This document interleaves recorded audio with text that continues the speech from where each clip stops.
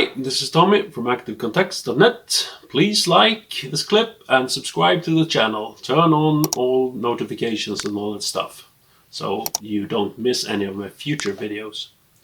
Today I'm going to talk to you about a movie called the Poughkeepsie Tapes.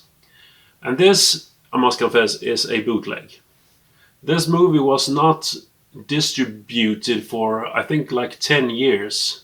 And that was kind of the only way to get it. And I can't remember how much I paid for this, but never mind. I have the proper edition on the way home to me right now. I know that there has been this Blu-ray edition for a few years now, but still it took 10 years to get it released to any kind of physical format, at least. I know it was released in the cinema, so it was showed, but then the distributor or the film company or whatever you call those people, for some reason did not release it. I don't know why, and I don't think anyone knows. Anyway, I was so glad when I found this bootleg anyway, because I was able to watch the movie, and it is a treat, I can say. It's really, really a treat. The movie itself is kind of a found footage movie, but not really, because there are music added to the found footage scenes. It's about this killer, really, who films his crimes and put them on tapes, VHS tapes. And you can see that it's really those episodes where the found footage is shown in this movie, which has the form of a documentary. So I guess it's really kind of a mockumentary. But anyway, when these found footage sequences appears on the screen, you can see that the quality is really, really bad. And it gives the perfect illusion that this really is amateur filmed torture movies, really. Because the things that are shown on these clips are really, really horrifying.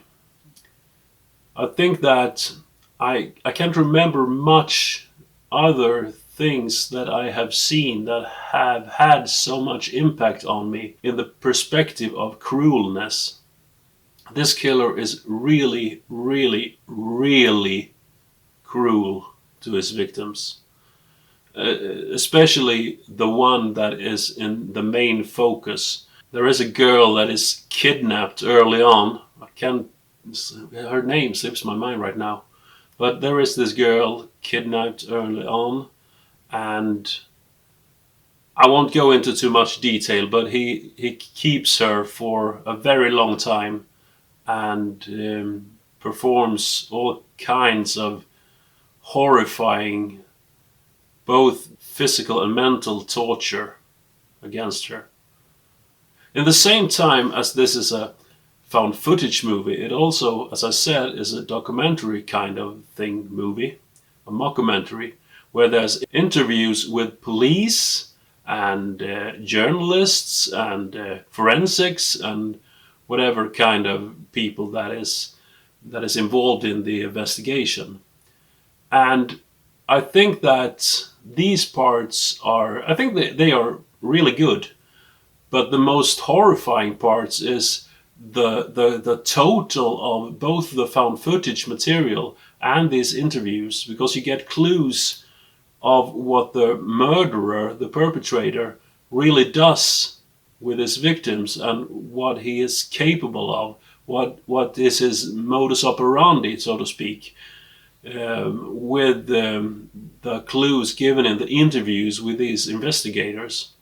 And as a total of these clues, both from the found footage, where we can actually see him do some things, and what we don't see, which is off camera, but what they talk about, that gives us a kind of idea of what this man is capable of doing. And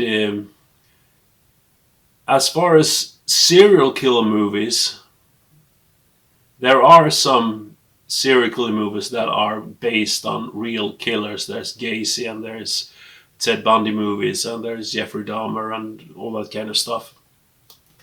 And I did some research, and there is apparently a Poughkeepsie killer documented somewhere. I don't know the exact details, but there is a Poughkeepsie killer documented anyway, and it doesn't seem that this is based on that killer, as far as I can tell. But there are other killers in the history that has videotaped their crimes, and I don't know, keep them as a souvenir or as a reminder of what things they have done. You have to remember that most serial killers, I'm not an expert on serial killers, but in the movies at least, the most serial killers are seeking attention or seeking power over their victims.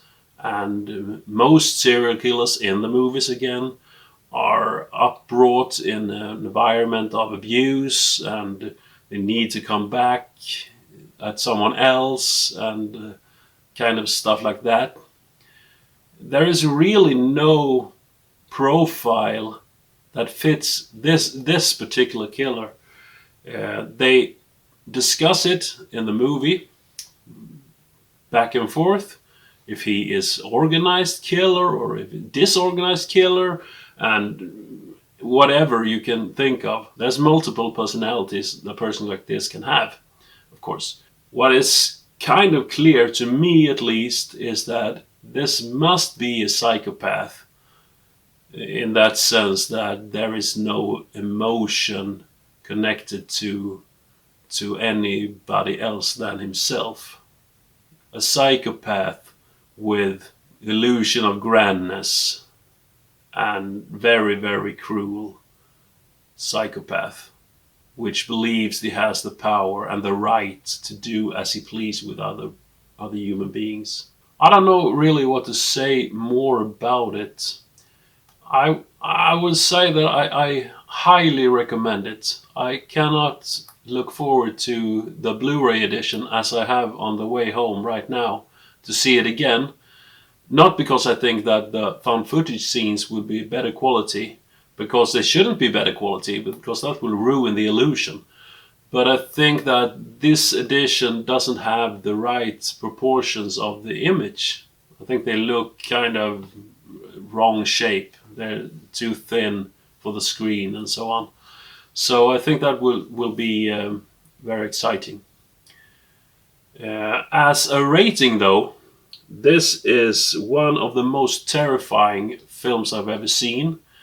The ending of Megan is Missing, which I have reviewed here, comes pretty close, because that is really, really gruesome at the end.